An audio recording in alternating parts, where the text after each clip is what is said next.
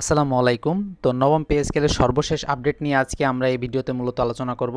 তো খুবই গুরুত্বপূর্ণ কিছু আপডেট আসছে সেটা নবম পে স্কেলের, বিশেষ করে বাংলাদেশ সরকারি কর্মচারী দাবি আদায় ঐক্য পরিষদের যে নেতারা, তারা কিন্তু সরকারকে আলটিমেটাম দিয়ে নতুন কর্মসূচি ঘোষণা দিয়েছে। সেই কর্মসূচিটা কি, পাশাপাশি যেই সংসদ সদস্য যিনারা আছেন, এদের ভিতরে ম্যাক্সিমাম সংসদ সদস্য কিন্তু নির্বাচনী প্রচারণায় যে প্রতিশ্রুতির কথা বলেছিলেন নবম পে স্কেলের বিষয়ে, তাদেরকেও স্মারকলিপি দেওয়া হয়েছে যেন তারা 12 তারিখ অর্থাৎ প্রথম অধিবেশনেই যেন এই বিষয়টা সংসদে উত্থাপন করেন, যেন সরকারের দৃষ্টিগোচর হয় এই বিষয়টা। তো হোল ডিটেলস আমরা আলোচনা করব নবম পে স্কেলের সর্বশেষ আপডেট নিয়ে।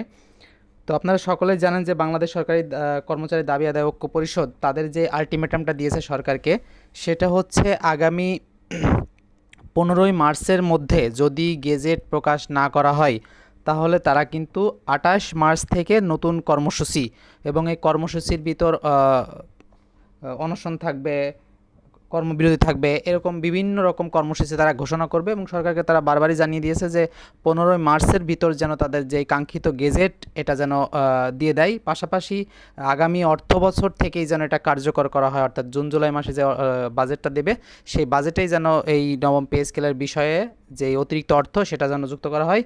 আর যদি না করা হয় 15ই মার্চের ভিতর, এবং প্রতিশ্রুতি দেওয়া না হয় যে আগামী অর্থ বছরে এটা কার্যকর হবে আগামী অর্থ বছর থেকে, তাহলে কিন্তু তারা 28 মার্চ থেকে নতুন কর্মসূচি ঘোষণা করবে, এটা তারা জানিয়ে দিয়েছে। অর্থাৎ বাংলাদেশ সরকারি কর্মচারী দাবি আদায় ঐক্য পরিষদের যে সদস্য সচিব আছেন মোহাম্মদ মাহমুদুল হাসান এবং মুখ্য সমন্বয়ক মোহাম্মদ ওয়ারেস আলী, ওনার স্বাক্ষরিত এই প্রেস বিজ্ঞপ্তিটি কিছুক্ষণ আগে প্রকাশিত হয়েছে। অর্থাৎ এই কর্মসূচিটি পালিত হবে। এবং পাশাপাশি আপনারা সকলেই জানেন যে গত নির্বাচনের ত্রয়োদশ জাতীয় সংসদ নির্বাচনের আগে অনেক সংসদ সদস্য, বিশেষ করে অলরেডি কিছু প্রতিমন্ত্রী আছেন, যেমন বাংলাদেশ যেমন শ্রম ও কর্মসংস্থান প্রতিমন্ত্রী জনাব নুরুল হক নূর সহ অর্থ অর্থ প্রতিমন্ত্রী জুনায়েদ সাকি, এছাড়া অন্যান্য আরও অনেক সংসদ সদস্য কিন্তু তাদের নির্বাচনী প্রচারণায় বা বাংলাদেশ সরকারি কর্মচারী দাবি আদায় ঐক্য পরিষদের যেই সমাবেশগুলো হতো সেখানে গিয়ে কিন্তু তারা তাদের যেই সম্মতি দিয়ে কিন্তু বক্তব্য দিয়েছেন এবং তারা পক্ষে কাজ করবেন বলে জানিয়েছেন।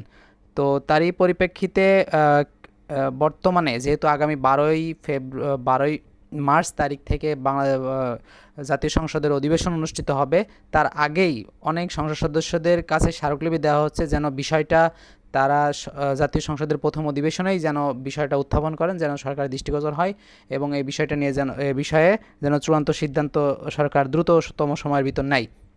তো তারই পরিপ্রেক্ষিতে নওগাঁ 5 আসনে যিনি সংসদ সদস্য আছেন জনাব জাহিদুল ইসলাম, ওনার স্মারকলিপি দেওয়া হয়েছে। পাশাপাশি অর্থ প্রতিমন্ত্রী সহ শ্রম ও কর্মসংস্থান প্রতিমন্ত্রী জনাব নুরুল হক নূরকেও দেওয়া হয়েছে যেন তারা 12 তারিখে দেয়। তো আশা করা যায় ভালো কিছু হবে। 12ই মার্চ হচ্ছে প্রথম অধিবেশন, এবং তাদের যে আলটিমেটাম 15ই মার্চ তারিখের ভিতর যেন দেওয়া হয়। তো আশা করি ভালো কিছু হবে। এবং পাশাপাশি একটা বিষয় জানি রাখি, অর্থ প্রতিমন্ত্রী জনাব জুনায়েদ সাকি, উনি কিন্তু গত দু একদিন আগে বাংলাদেশ সরকারি কর্মচারী দাবি আদায় ঐক্য পরিষদের যেই নেতারা আছেন তাদের সাথে মিটিং করেছে, এবং তিনি আশ্বস্ত করেছেন যে দ্রুততম সময়ের ভিতরে এটা করব, তবে পুরোপুরি করতে পারবো কিনা এটা একটু বিবেচনার বিষয় বর্তমান আর্থিক অবস্থার পরিপ্রেক্ষিতে।